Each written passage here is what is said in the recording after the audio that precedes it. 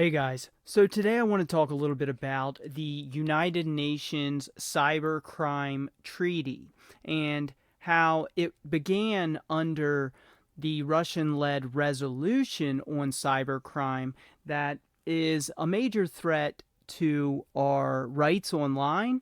This started a few years back. Russia has really been pushing for this United Nations Cybercrime Treaty. We should all be wary of it.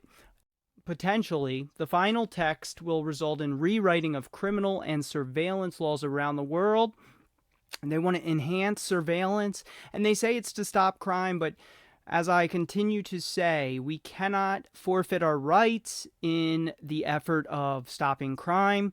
We should not be doing this predictive policing junk, the AI surveillance that they say is going to help stop crime. It's not going to be a safe place for expression or human rights. Some parties are even talking about the recalibration of human rights. Heard about that at one of the World Economic Forum events where they were talking about how they need to recalibrate human rights, and they're talking about speech as violence, things along that nature, which is a really dangerous territory to tread on. It has a lot to do with domestic surveillance, intelligence sharing, collection. Some of this in some countries could relate to your speech on the internet, so you should really be concerned about this. If you want to live in a free society, you should really be concerned about it, and you should try and take action. No, you should take action. And I encourage you to do that. There is a petition where you can take action over at the Electronic Frontier Foundation website. And we're also going to talk about an update to WiPri today. And also I added some new proxy lists, so I did want to share that. You can find that at the Gitea Onion. So if you want an anonymous way to surf different platforms, you could go check it out at the Gitea Onion. I leave several links for that. I2P. There's another one I added for I2P as well. So if you want to search Twitter anonymously, as I mentioned in previous videos, its key to transparency is a neutral third-party searching. So this paywall stuff, I also wrote an article this week about the paywall galore that is happening over on the X platform. But this is a really big problem. Russia has been pushing this. I'm really suspicious about this treaty, and I'm going to delve more into it and read more on it. But I do want to bring it to everyone's attention today, and it's a really big problem, and it's going to allow more nation-state abuses.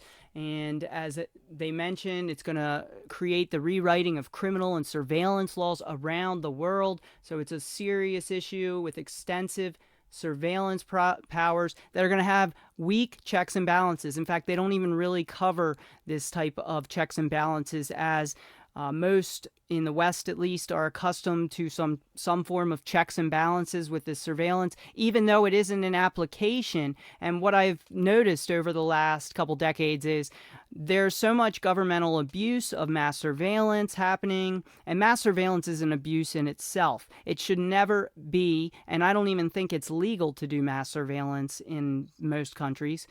It's being done anyway, and now there's treaties and different things that are going to legitimize the criminal surveillance that has been happening over the last several years. And so, of course, the types of things like this are going to be swept under the rug under a new treaty.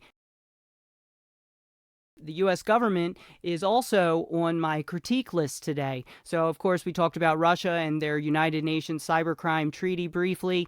We may delve more into that in future videos, but I do want to bring that one to your attention. And, of course, the KOSA, the Kids Online Safety Act. Anytime you see terrorism, anytime you see protecting children, you should be pretty suspicious, because it generally isn't what it's going to result in. In fact, it could only result in things like identification proof for using the internet, and that's how they're going to protect the kids. By how else are you going to determine if it's children or adults that are viewing these websites? And so if you say it's just to protect kids, well, how are you going to verify someone's an adult without some kind of identification? And when you link those kinds of things together, it's inevitably going to include unique identifiers at some point in the planning stages. And this type of thing already. We see WorldCoin is rolling out their World ID, which they are scanning people's irises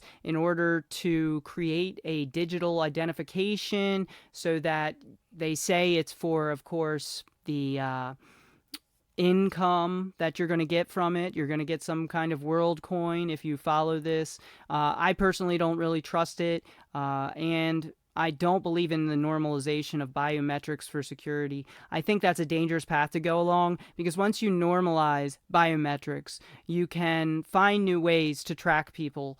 And it may not seem that way today with some of the setups that may generate temporary keys, but it's inevitable that this can be used for tracking in some form or another into the future. And so I don't agree with things like biometric-based security measures. I think there's better ways to do it. Hardware keys, different things along that line. We can always do something different.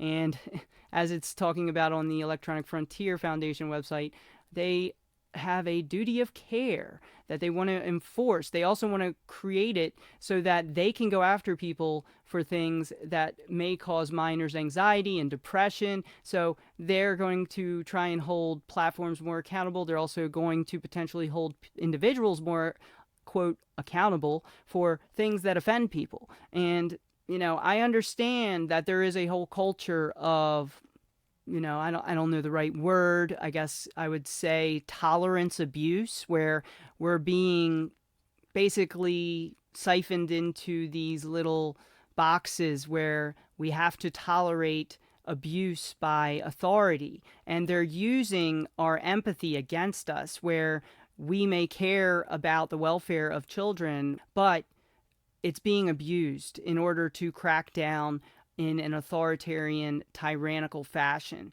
And laws like this are pure tyranny. That's just what it is. It's not a legitimate way to protect children. And in fact, 65% of kids said they don't really want to be protected. So I don't go along with this type of thing. I'm not falling in line. I am not trying to fall for any of this stuff, because there's so many giant corporate interests, NGOs, and others that are interested in gaining more influence, in getting active at the United Nations, at getting active at the World Economic Forum. And the World Economic Forum, in fact, has their own section on protecting kids, where they push these kinds of laws like KOSA. And we even have seen Ashton Kutcher come out and promote these kinds of protect the kids by destroying encryption laws. And so it's a big issue worldwide, and we really need to be vigilant about pushing back against this kind of thing, because our empathy and our tolerance is going to be used against us. It's just the way it is. They know that the youth are very empathetic to the plight of others. And using that, they're able to then craft different types of movements, craft different types of laws, political movements, things along that nature, where they can then enforce it on a civil or criminal level.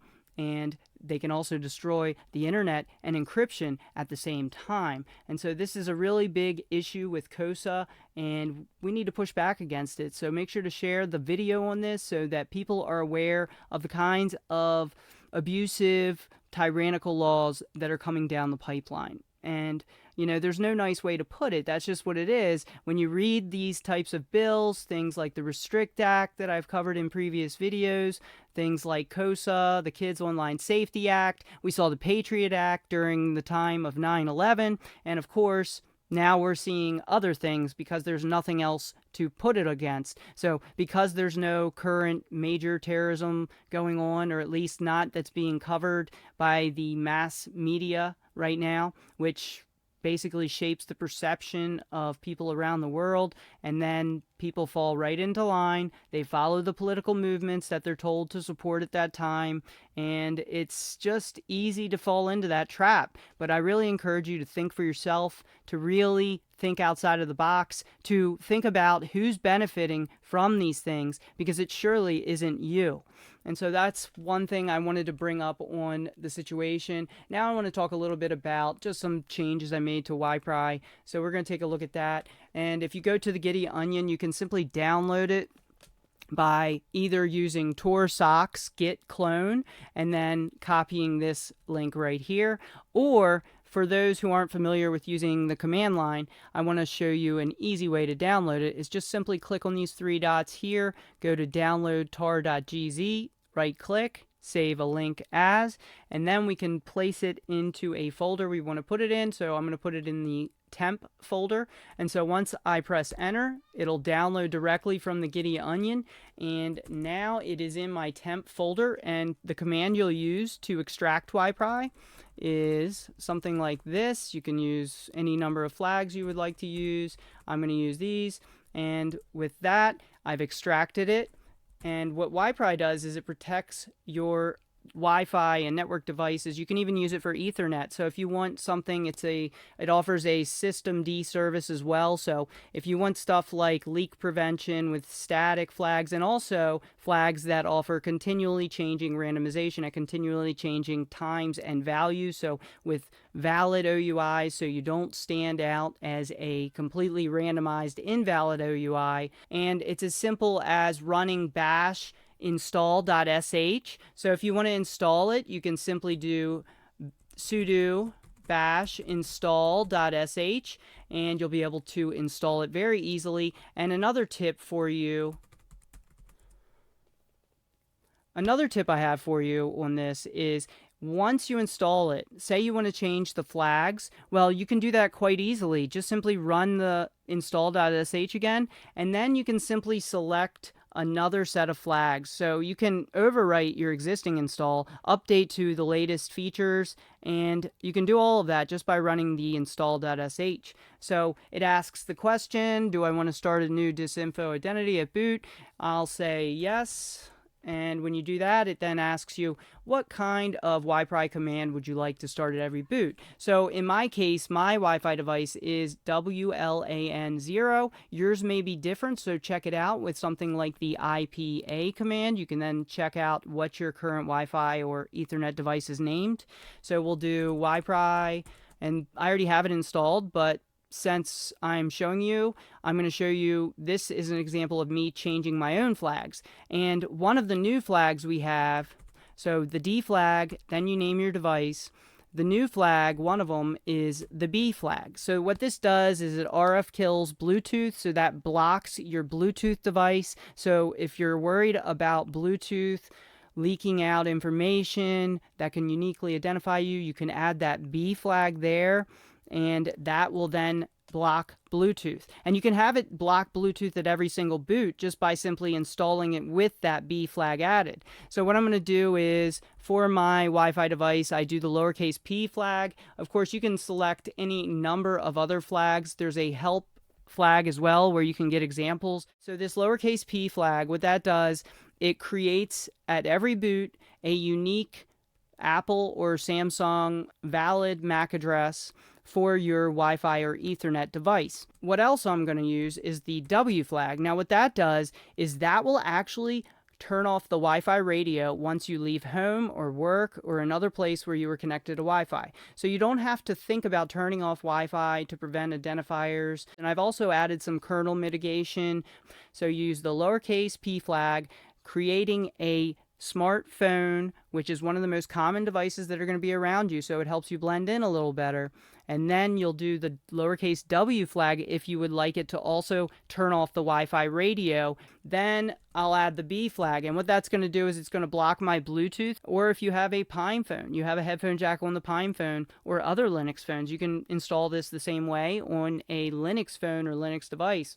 So it's up to you what flag combinations you want to use. I also added the machine ID flag. So if you are concerned about the unique machine ID that every Linux computer has with systemd, you may want to try out that capital M flag. That capital M flag is going to create a new machine identity at each boot for you if you utilize that. I don't care what purpose you use it for, as long as it's a legal and ethical purpose.